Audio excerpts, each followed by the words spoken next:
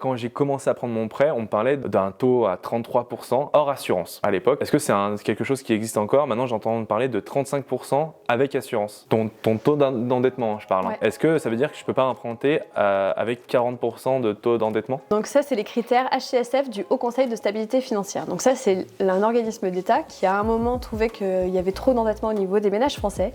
Donc ils ont voulu réglementer la façon dont les banques distribuaient les crédits. Donc elles ont établi des règles et c'est là où il y avait est sorti ce fameux 35% d'endettement. Donc tu as raison, c'est 35% d'endettement, assurance incluse.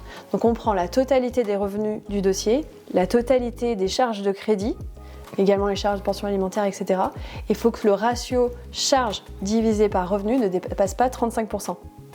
Alors ça, c'est une règle qu'on doit appliquer dans la majorité des cas, mais les banques ont des autorisations sur un certain pourcentage de leur production de crédit de pouvoir déroger à ces règles pour aller au-delà. Et la norme, effectivement, la deuxième norme, ça serait de ne pas dépasser 40%. Mais du coup, ça va être réservé aux revenus les plus élevés, parce que du coup, il y a la deuxième notion, le reste à vivre.